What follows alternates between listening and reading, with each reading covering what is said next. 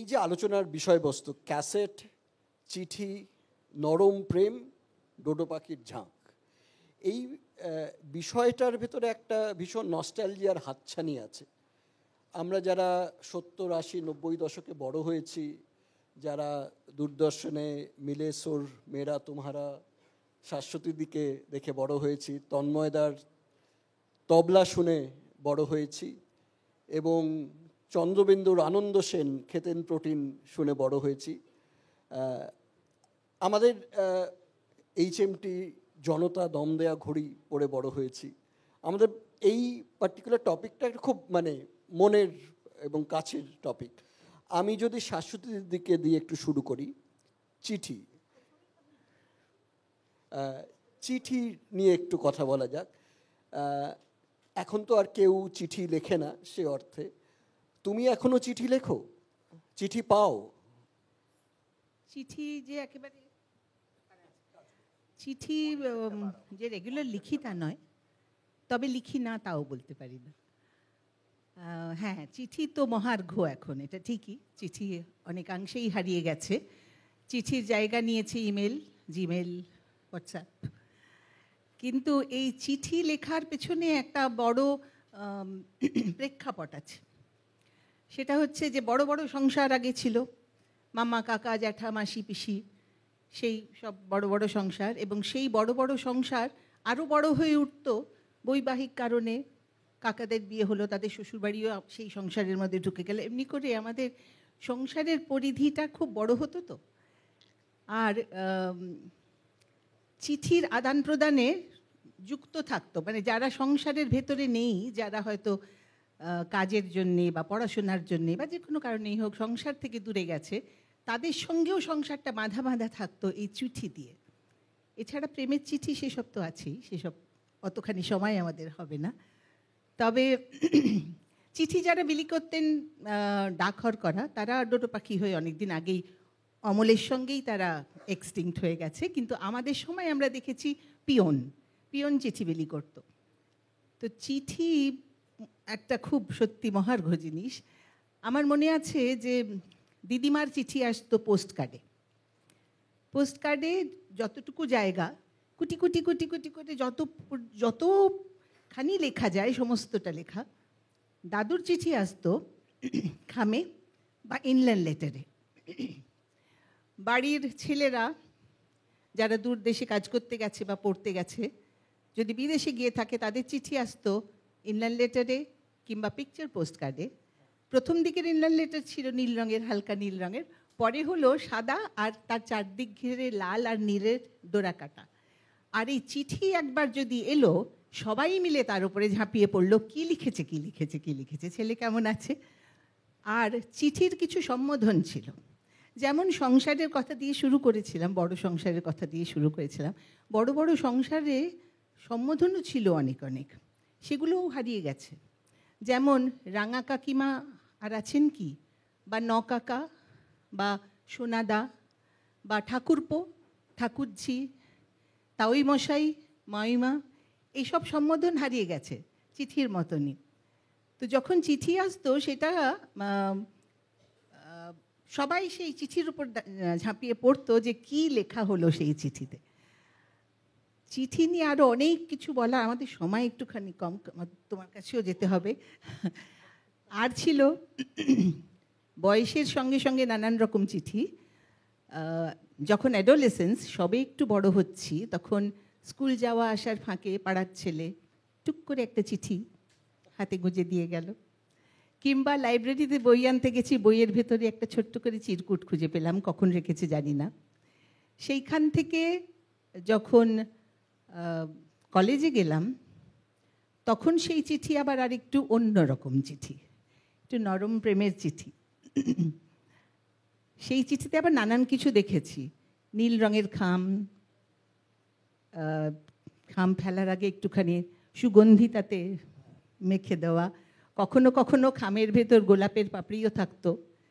আর সেই সব চিঠির যা কন্টেন্ট, সে তো সবাই জানো, এখানে যারা যারা এসেছো কখনো না কখনো, অবশ্য জানি না, আমি বেশিরভাগই দেখছি এখানে এখনকার তরুণ প্রজন্ম, তোমরা হোয়াটসঅ্যাপেই বোধহয় মন দেওয়া নেওয়া চলে। তবে আমাদের সময় চিঠির ভেতরে অনেক কথা বলা যেত, যা হয়তো সামনাসামনি বলা যাচ্ছে না। চিঠির বাহক হয়ে সেসব কথা ঘুরে ঘুরে যেত।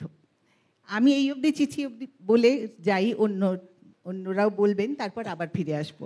আমি একটু তন্ময়দার কাছে যাব। শাশ্বতী ধরিয়ে দিল টপিকটা, নরম প্রেম। নরম প্রেম কি হারিয়ে গেছে এখন চিঠির সাথে সাথে? আপনাদের সবাইকে নতুন বছরের অনেক শুভেচ্ছা। আমার মনে হয় আগামী বছরটা সুরে ছন্দে ভরে থাকুক আপনাদের সবার। এসব প্রেম টেম নিয়ে কথা বলা, এই হেরোদের দল, হেরোদের যারা হেরে গেছে তাদের নিয়ে আমি কথা বলতে চাই না। তার কারণ আমি সব থেকে বড় হেরো। তার কারণ আমি যখন স্কুলে পড়েছি, আমার সব উচ্চশিক্ষিত বন্ধুরা আছে, তাদের কাছে আমি হেরো ছিলাম। সুতরাং প্রেম এটা খুব সেন্সিটিভ ইস্যু। কারণ আমি কোএডুকেশন স্কুলে পড়তাম, সেখানে সব মেয়েকেই, যারা আমার বাড়ির সম্বন্ধে জানতো না, তাদের আমি মিথ্যে কথা বলতাম। এবং ফলে প্রেম প্রেম চিরন্তন। প্রেম যখনই যার সঙ্গেই প্রেম করে থাকবে, তুমি জানবে সেই প্রেম থেকে তুমি কিছু পেয়েছো, এবং সেটা নরম। এবং আমার মনে হয় এখনো পর্যন্ত সেটার একটা নস্টালজিয়া আছে। কাকে কি বলেছিলে, কি মিথ্যে কথা বলেছিলে, যেটা যখন ধরা পড়েছো কিরম করে ক্ষমা চেয়েছিলে। প্রেমের মধ্যে ওভারঅল একটা মিষ্টত্ব আছে। তো সুতরাং আমার কাছে নরম প্রেম, সেই অর্থে চরম প্রেম একটা হয়েছিল, সেটা আমার বউ। তার কারণ নরম প্রেম অনেকগুলো হয়েছিল, সেগুলো মেটেরিয়ালাইজ করেনি। চরম প্রেম একটা হয়েছিল, কারণ আমার বউকে যারা চেনে তারা জানে অত্যন্ত চরমপন্থী মহিলা। সুতরাং ওর সঙ্গে আমার নরম প্রেম হব করে আর নরম হয়নি। তো সুতরাং আমার চরমপন্থী প্রেম আমার বেশি পছন্দ। তবে নরম প্রেম অ্যাবসলিউটলি আমার মনে হয় প্রেম, যারা আমাদের প্রত্যেকের জীবনে প্রেম আছে প্রেমের মতন করে। কারুর স্বীকার করতে ভয় করে, শিল্পীদের একটা ছাড় আছে, তারা সেটা স্বীকার করতে পারে। কিন্তু প্রেম যার জীবনে নেই, সে সব থেকে বোধহয় দুর্ভাগ্য নিয়ে জন্মেছে সেই মানুষটা। কারণ তার প্রেম আছে, সে স্বীকার করতে ভয় পায়। আর আপনি দেখুন, আপনারা ভেবে দেখুন, শায়েররা সারা জীবন দিয়ে দিলেন প্রেমকে নিয়ে ভেবে। সুতরাং তার মধ্যে তো এমন কিছু আছে যার মধ্যে শৃঙ্গার, এই যে নবরসের 9টা রস, 9টা রসের একটা রস শৃঙ্গার। শৃঙ্গার প্রেমকে নিয়ে কথা বলে।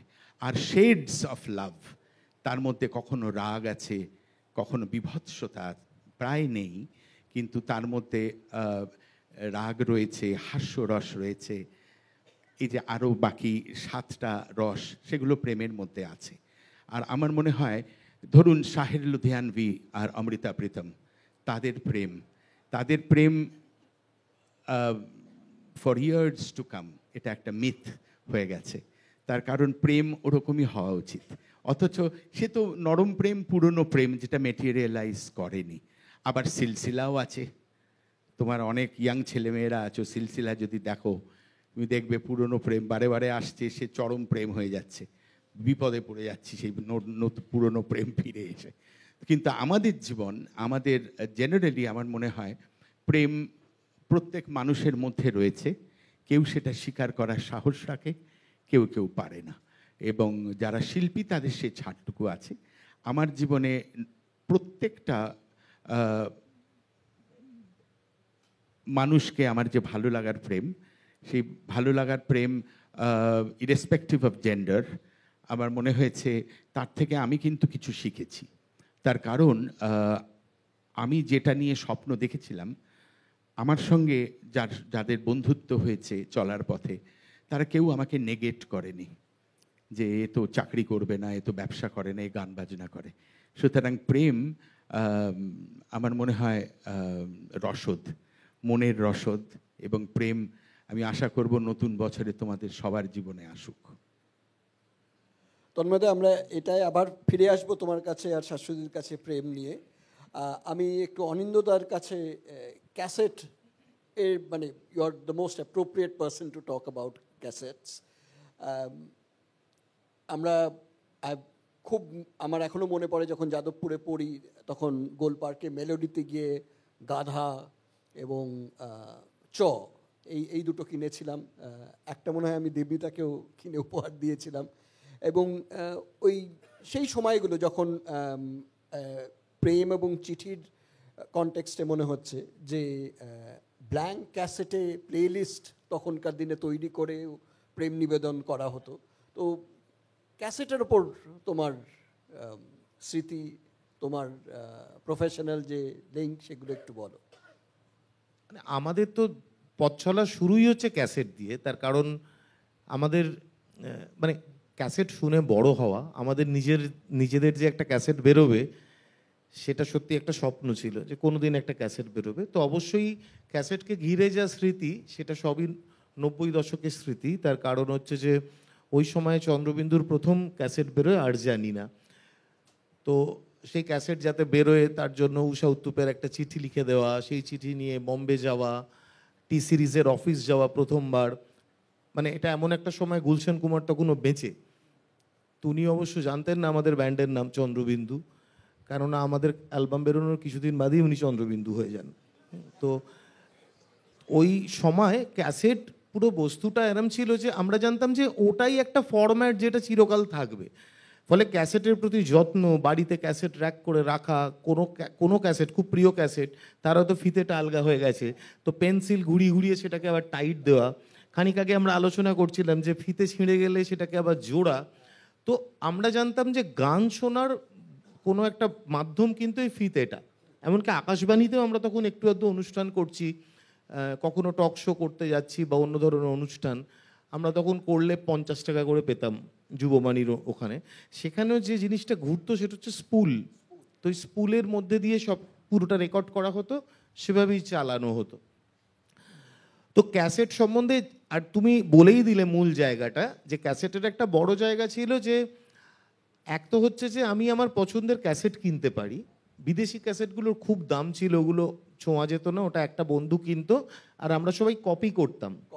তো এই কপি করাটার একটা মজা ছিল। সে টিডিকে ক্যাসেট আনা হতো, টিডিকে ক্যাসেটে পছন্দের গানগুলোকে করা হতো, যে কিছুটা জন ডেনভার থাকলো, কিছুটা হয়তো অন্য অন্য কারুর গান থাকলো, পেরিকোমো থাকলো, সব মিলিয়ে মিশিয়ে একটা কালেকশন তৈরি করা হতো পছন্দের।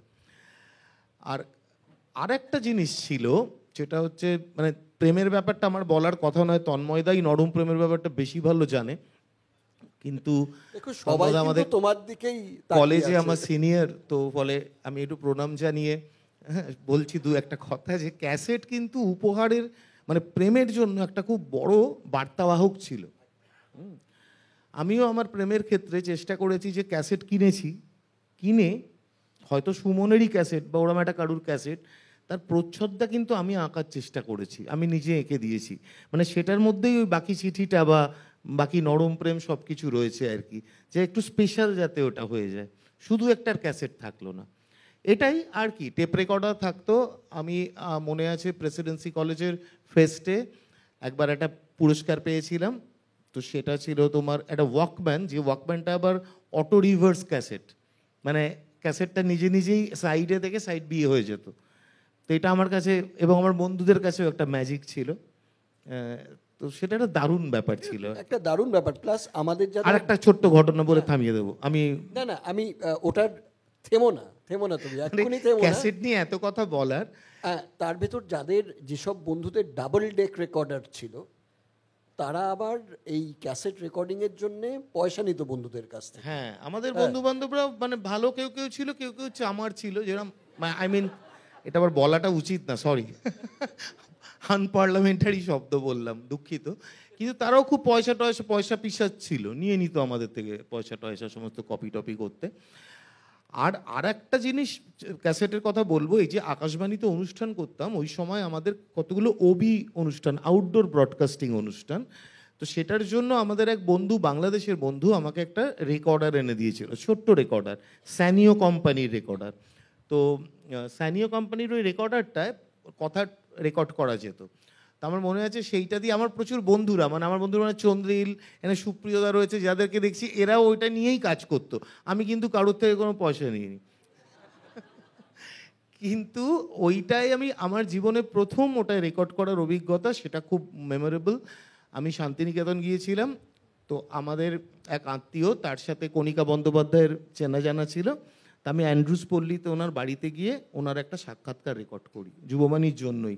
সেই সাক্ষাৎকারটা ওই ক্যাসেটে রেকর্ড করাটা, মানে ওটা আমার কাছে একটা খুব মহার্ঘ একটা স্মৃতি। কণিকা বন্দ্যোপাধ্যায় মারা যাওয়ার পর রেডিও সেটা প্রচারিতও হয়। কিন্তু পরবর্তীকালে ক্যাসেটের যেরকম হয়, ক্যাসেট তো বইয়ের মতন, তো ওটা কেউ সযত্নে ঝেড়ে দিয়েছিল, এটাই। আমি শাশ্বতীর কাছে আর একবার ফিরে আসবো।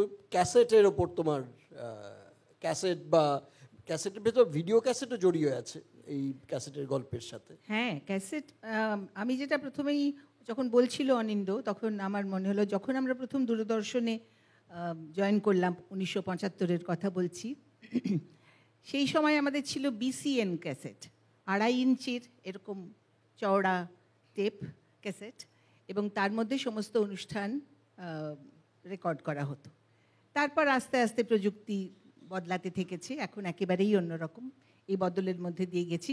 আর সেই সরু ক্যাসেটের কথাই আমি মনে আছে আমার, দুপুরবেলা এটা আমি দেখেছিলাম, মা পেন্সিল ঢুকিয়ে বসে বসে সমস্ত ক্যাসেট, আমি জানি না কে, সব টেনে টেনে টেনে টেনে বার করে দিয়েছে, নিয়ে একটা ক্যাসেটের ওই যে তারটা টেপটার একটা জট হয়ে আছে একটা, সেইটাকে মানে প্রচণ্ড ধৈর্য সহকারে পেন্সিল ঢুকিয়ে গোল গোল গোল গোল করে ঘুরিয়ে ঘুরিয়ে ঘুরিয়ে ঘুরিয়ে সেটা হলো, এবং বেশ ঘন্টা দুয়েক ধরে যখন হলো, তারপরে যখন চালানো হলো তখন দেখা গেল হ্যাঁ কিছুটা চললো, কিন্তু এটা কিচ কিচ করে মাঝে মাঝে আওয়াজ, সেটা ঠিক একরকম হতো না। তো এই হলো ক্যাসেটের গল্প। তারপর ক্যাসেট থেকে আরও সব নানান রকম হলো।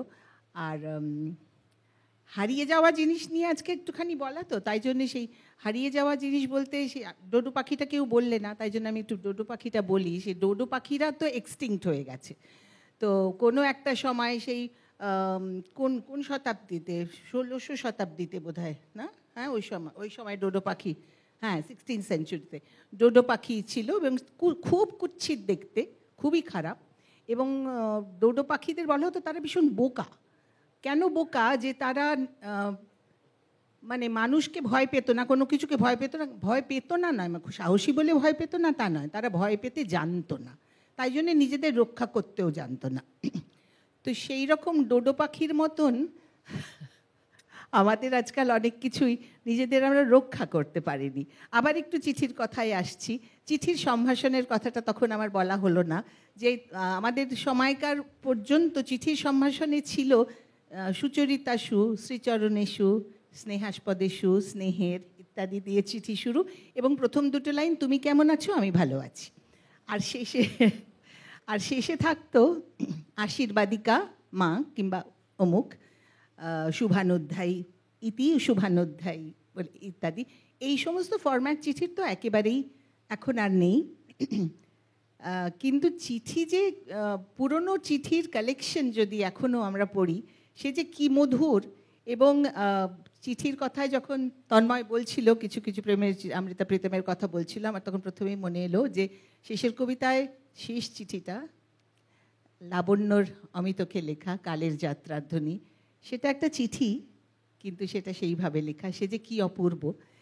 এবং এখনও যখন চিঠির কালেকশন পড়ি, পুরনো দিনের চিঠি, আমি আশা করব যে এখানে ছোটরা যারা আছো, এই বয়সের না একটা খুব সুবিধা আছে, সবাইকে তুমি তুমি করে বলা যায়, কেউ কিছু মনে করবেন না, কারণ আমার মনে হয় না আমার থেকে বড় আর এখানে কেউ আছেন বলে।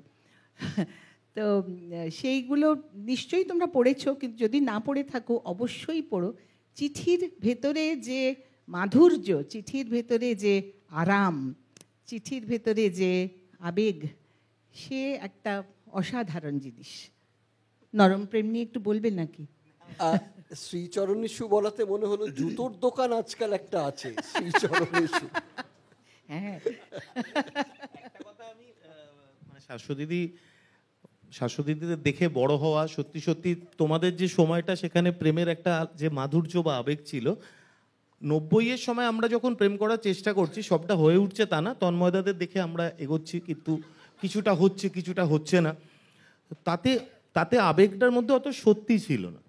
মানে একই সঙ্গে হয়তো একই চিঠি 2-3 জনকে দিয়ে ফেলছি, হ্যাঁ, মানে কপি করে, এবং চিঠিটা আবার খানিক জায়গায় না জল দিয়ে ঘষে ঘষে একটু নুড়ে দিচ্ছি, যে এমনভাবে যেন বোঝা যায় যে ওটা চোখের জলের দাগ।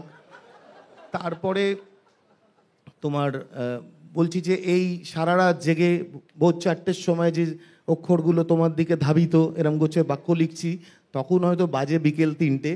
তো ফলে আমি বলছি যে সবই খুব সত্যি কথা লেখা থাকতো এমন না, চিঠির মধ্যে পুরো মিথ্যে লেখা থাকতো। কিন্তু চিঠি একটা জিনিস খুব উপকার করছে আমার, প্রচুর তুমি প্রচুর ব্যর্থ চিঠি, যে চিঠিগুলো অন্যের হয়ে প্রেমপত্র লিখেছো? হ্যাঁ। হ্যাঁ, অন্যদের হয়ে অন্যের হয়েও মাঝে মাঝে লিখে দিই, কমিশন লেটার্স অন্যরাও লিখে দিয়েছি। আমি এই সমস্ত সমাজসেবামূলক কাজে নিয়োজিত ছিলাম। তো একটা খুব উপকার হয়েছে যে সব চিঠি তো প্রেম বয়ে আনেনি, ফিরতি প্রেম পাইনি, কিন্তু কিছুটা বাংলা লেখার প্র্যাকটিস হয়েছে। পরে দেখলাম সেগুলো কিছুটা কাজে লাগলো। চিঠির ব্যাপারে আমার একটা ঘটনা মনে পড়লো। যখন কলেজে পড়ি তখন আমাদের সহপাঠী ছিল ইন্দ্রজিৎ। সে একটি মেয়ের প্রতি আসক্ত, তাকে খুবই ভালো লাগতো, নিয়ে সে সমানেই তাকে মানে কিছু বলার চেষ্টা করতো, একটু বিশেষভাবে বন্ধুত্ব হওয়ার জন্য, কিন্তু সেই মেয়েটি তাকে একেবারেই পাত্তা দিত না। এমনি করে করে বেশ কিছু মাস কাটার পরে একদিন ইন্দ্রজিৎ খুব খুশি হয়ে এসে বলল, শোন, আজকে না একটা চিঠি দিয়েছে। বললাম, তাই? কি লিখেছে, পড়েছিস? না, বাড়ি গিয়ে পড়বো, রসিয়ে পড়বো বলে সে বাড়ি নিয়ে গেল।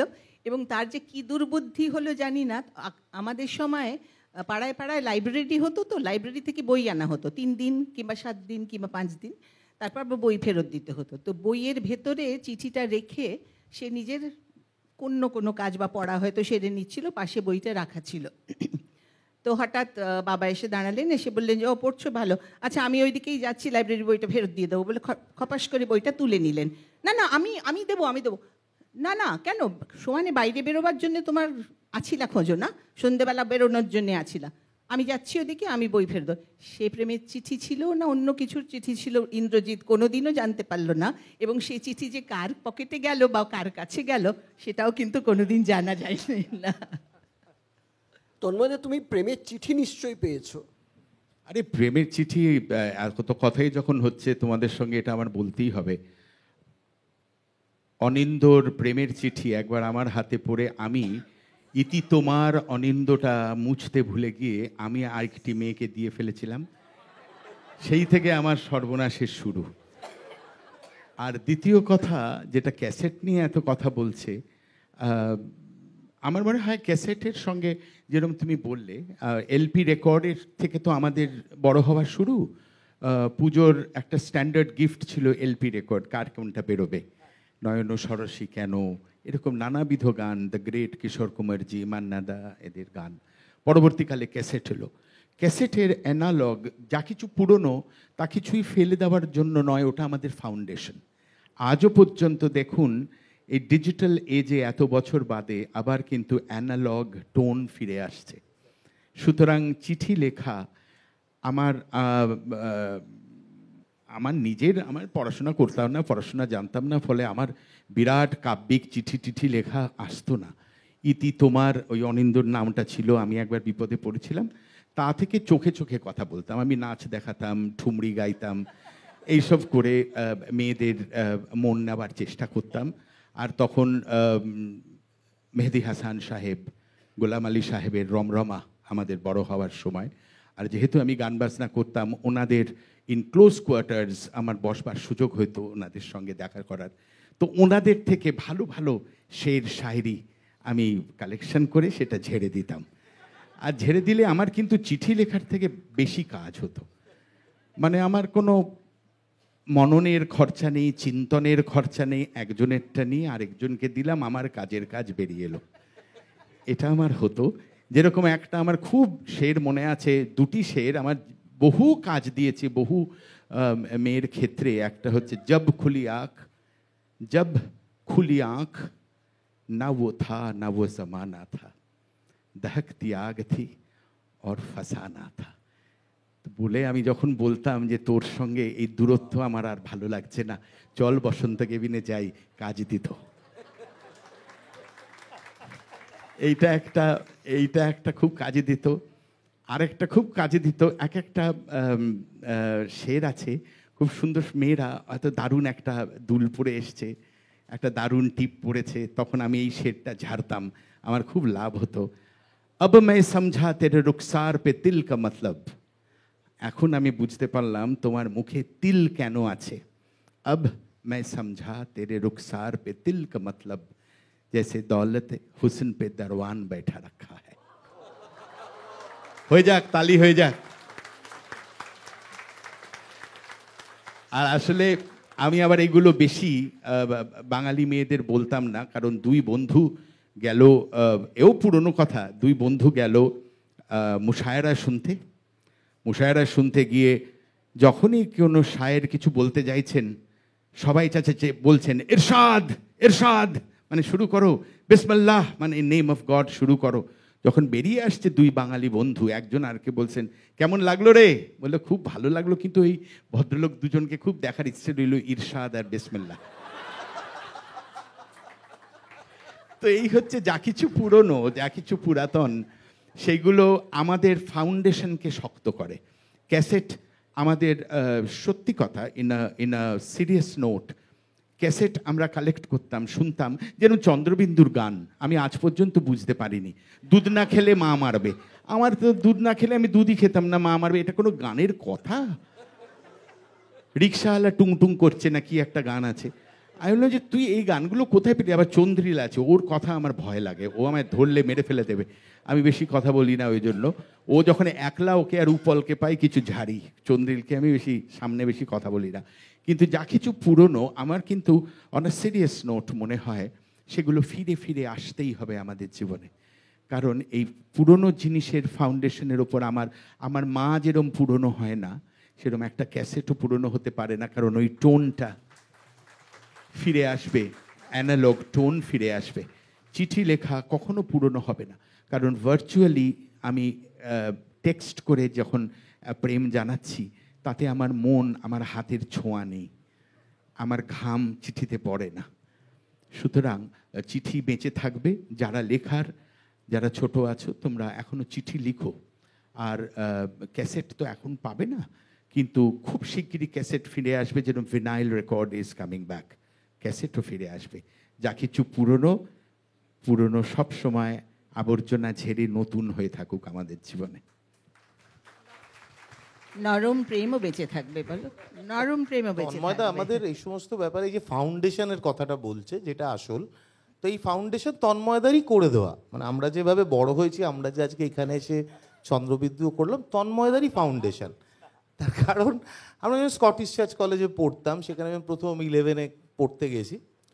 তন্ময়দা বলছে তন্ময়দা নাকি পড়াশুনো করতো না, কিন্তু আমাদের প্রথম ক্লাস নিয়েছিল প্রফেসর তন্ময় বোস। আমরা ক্লাসে ঢুকেছি, তখন তো কলেজের কাউকে চিনি না, আমরা দেখলাম একজন বেশ মোটাসোটা লোক, মানে চশমা টশমা পরে এসে আমাদের রোল কল করলেন, সবার নাম জিজ্ঞেস করলেন, যারা যারা একটু মোটামুটি সুন্দর দেখতে দেখতে তাদের ডেকে আবার আলাদা করে জিজ্ঞেস করলেন, করে নানা রকম বইয়ে সব নাম দিলেন যে এইগুলো পড়তে হবে, দিয়ে তারপর বললো আজকে তোমাদের ছুটি। বাবা, তো দারুণ কলেজ, স্কটিশের খুব প্রশংসা শুনেছিলাম। প্রথম দিন কোনো ক্লাসও হচ্ছে না, তারপর বলে প্রফেসর বেরিয়ে যাচ্ছেন। সেই প্রফেসর হচ্ছেন প্রফেসর তন্ময় বোস। তারপর বেরিয়ে দেখি যে মূল যার ক্লাস নেওয়ার কথা, তিনি অ্যাসেম্বলি হলে দৌড়োদৌড়ি করছেন উদ্ভ্রান্তের মতন, আর সবাই আমরা বেরিয়ে যাচ্ছি দেখে প্রচণ্ড রেগে তাড়া করেছে।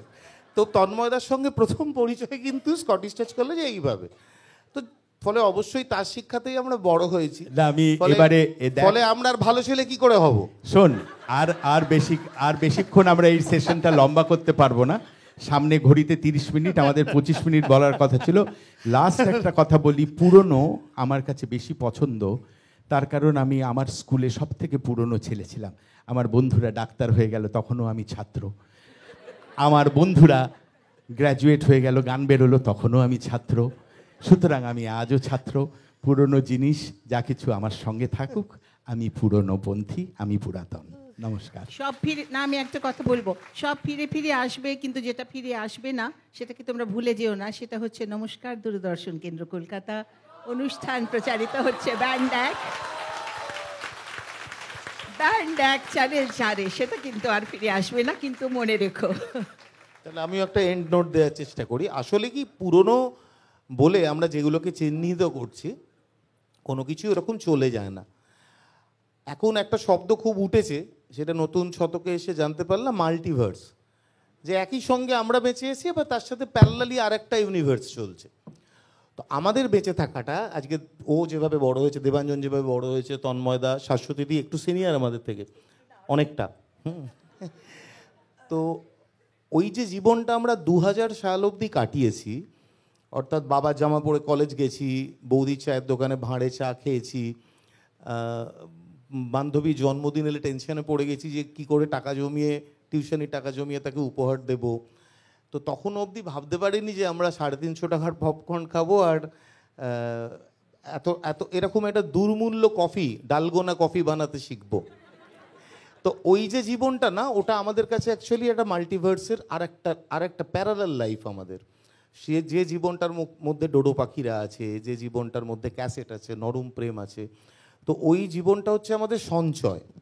আর ওইটা ভাঙিয়ে কিন্তু আমরা খরচ করে চলছি নতুন শতকটাকে, যে শতকটায় আমরা বেঁচে আছি, আমাদের কাজকর্ম যা কিছু, ফলে আমরা যাপন করি একটা খুব আধুনিক জীবন, কিন্তু আমরা বেঁচে আছি, বা আমাদের রসদটা কিন্তু তার শিকড় পড়ে আছে কিন্তু ওই পুরনো সময়টায়।